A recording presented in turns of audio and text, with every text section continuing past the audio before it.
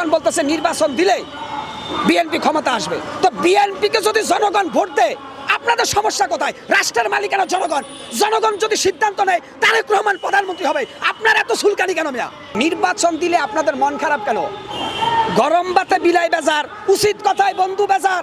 আপনারা হাসিনার চাইতো বড় ফ্যাসিস্ট। আরে ভাই, আপনি দেখতেছেন আওয়ামী লীগের কোনো বিচার কি এখনো হয়েছে?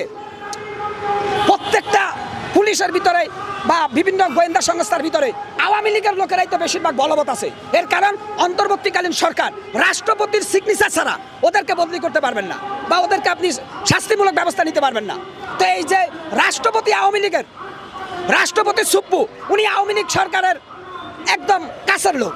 তাহলে আমি চাচ্ছি যে যদি নির্বাচন হয় তাহলে রাষ্ট্রপতি চেঞ্জ হবে। নির্বাচন হওয়ার পরে সব কিছু চেঞ্জ হবে, নতুনভাবে নতুন আঙ্গিনায় নতুন বাংলাদেশ আমরা সাজাতে পারবো। নির্বাচনের পরে সংসদ হবে, স্পিকার হবে, রাষ্ট্রপতি চেঞ্জ হবে।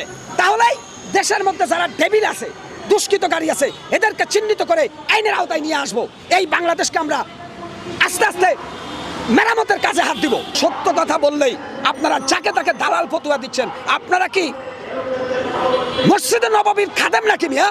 একটা স্বাধীন সার্বভৌমত্ব বাংলাদেশে যে বিশৃঙ্খলা তৈরি হয়েছে, এর কারণ হচ্ছে স্বরাষ্ট্র মন্ত্রণালয়, পররাষ্ট্র মন্ত্রণালয়, যে কয়টা মন্ত্রণালয় আছে উনারা কন্ট্রোল করতে পারতেছেন না।